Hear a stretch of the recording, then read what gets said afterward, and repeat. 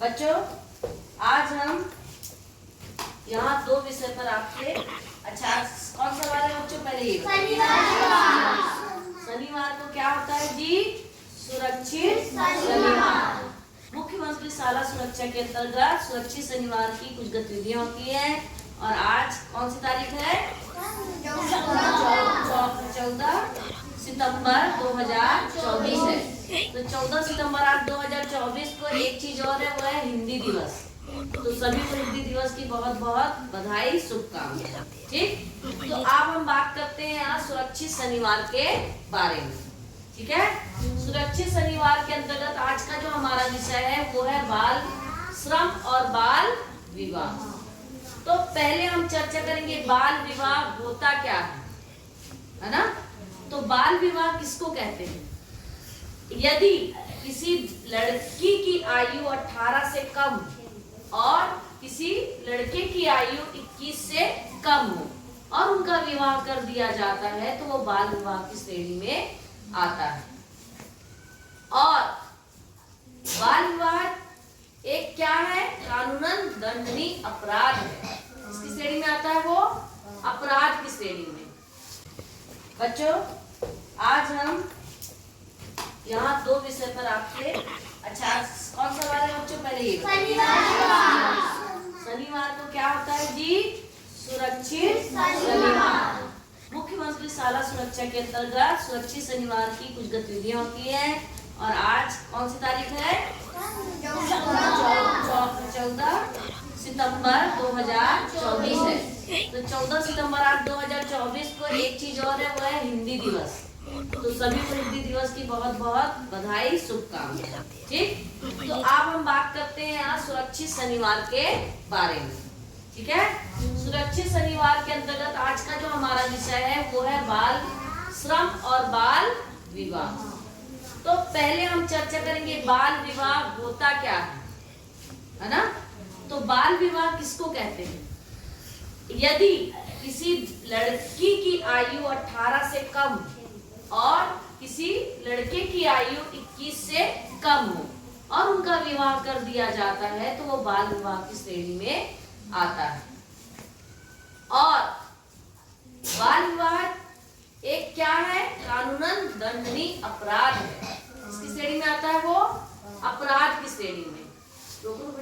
उनके जीवन पर इसका बहुत अधिक दुष्प्रभाव होता है बेटा। सबसे पहला जो प्रभाव होता है, उनकी शिक्षा से वो वंचित रह जाते हैं। शिक्षा जो एक मुख्य चीज है किसी भी बच्चे, किसी भी नागरिक के लिए। तो चूंकि विवाह जल्दी हो जाता है तो लड़की दूसरी जगह चली जाती है ससुराल में, लड़का अपने काम में लगना पड़ जाता है। ऐसी स्थितियां निर्मित हो जाती है, निर्मित तो वो क्या होते हैं? पढ़ाई से दूर हो जाते हैं। क्यों बेटा? और साथ में उनके जो है स्वतंत्रता भी उनसे छीन जाती है। वो अपने अधिकारों से, यहाँ तक कि स्वास्थ्य से, बहुत सारी चीजों से वंचित हो जाते हैं। बच्चों का जो बचपना होता है वो समाप्त हो जाता है। वो अपना बचपना जी ही नहीं पाते, स्वतंत्र जीवन जी ही नहीं पाते। देखिए, बच्चों के मानसिक स्वास्थ्य पर भी बुरा प्रभाव पड़ता है। उनकी जो मानसिक सोच होती है, उनकी जो मैंने कहना चाहिए, जो उनमें आत्मविश्वास होना चाहिए, बोलने की उनमें कला होनी चाहिए, अपनी बात को रख सके। डर का भाव होता है उनके अंदर, अपनी बात बोल नहीं पाते हैं, डरते हैं। और यहाँ तक कि इस बाल विवाह की वजह से घरेलू हिंसा भी बढ़ती है। देखिए, जो बच्चों का जो पढ़ लिख कर बहुत से लोग अच्छा भविष्य बना लेते हैं, है ना, अच्छे अच्छे पदों पर चले जाते हैं, जीवन में कुछ अच्छा करते हैं, तो उस चीज से भी वो वंचित हो जाते हैं बाल विवाह की वजह से। ठीक है, चाहे वो लड़की हो चाहे वो लड़का हो। और साथ में मृत्यु दर भी बढ़ती है। देखिए, बाल विवाह होता है, बालिका छोटी होती, जल्दी शादी होती, जल्दी बच्चे होते हैं तो बच्चे भी कुपोषित हो सकते हैं। साथ में ऐसे में लड़की के जीवन पर भी खतरा होता है, उसको भी मृत्यु की डर होता है, क्योंकि अगर जल्दी उम्र में, कम उम्र में माँ बनती बच्ची तो उसके जीवन को भी खतरा होता है। और बच्चा भी कुपोषित होता है, कमजोर होता है, उनकी भी मृत्यु होने की संभावना रहती है। साथ ही बेटा देखो, बच्चों की शिक्षा पर तो बुरा प्रभाव पड़ता है, मैंने आपको पहले ही बताया। अब ये जो बाल विवाह है ना, जिसको हम क्या कहते हैं, अपराध, इसके लिए एक कानून बनाया गया है शासन द्वारा 2006 में, जिसका नाम है बाल विवाह प्रतिषेध अधिनियम 2006। इसके अंतर्गत यह नियम बनाया गया है बेटा कानून के द्वारा कि बाल विवाह यदि कोई करता है, या बालिका या बालक का, उसको 2 वर्ष की जेल और 1 लाख रुपए जुर्माना लगेगा। कानूनन जुर्म है।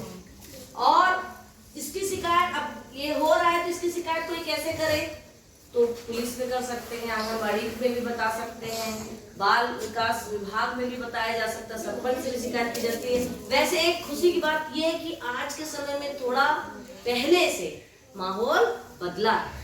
आज लोग इस चीजों को, इस समस्या को बेटा इस चीजों को जो है आज के टाइम में लोग समझने लगे हैं कि ये करना उचित नहीं है।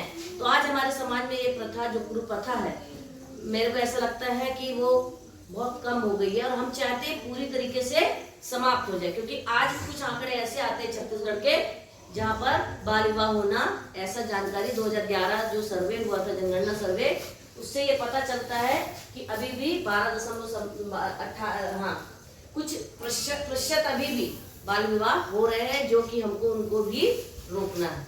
और कब रुकेगा, जब हमारा समाज शिक्षित होगा, जागरूक होगा, लोग अपने अधिकारों को जानेंगे, कानून का सम्मान करेंगे और एक दूसरे का सहयोग करेंगे, तब इस प्रथा को हम रोक सकेंगे। और हमको इसको रोकना है क्योंकि हम आने वाले समय में समाज के जिम्मेदार नागरिक भी बनेंगे, है ना। और हम हर परिवार चाहते हैं, तो यदि ऐसा हो तो आप भी बोल सकते हो भाई ये तो नहीं करना चाहिए भाई जल्दी, है ना।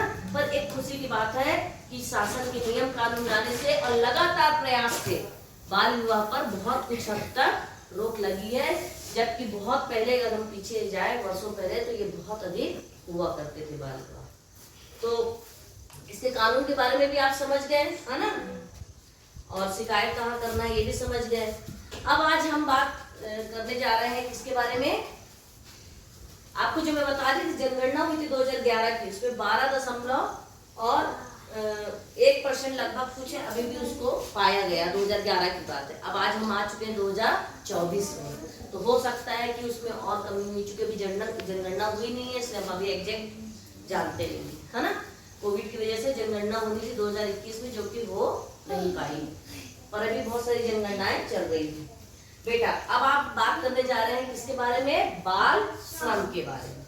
बाल विवाह आप सब समझ गए ना, लड़की की आयु कितनी से कम हो, 18 से कम, और लड़के की 21 से कम, तो किस किस श्रेणी में आता है, बाल विवाह की, जो कि कानूनन क्या है, सजा है, जुर्म है, ठीक है ना।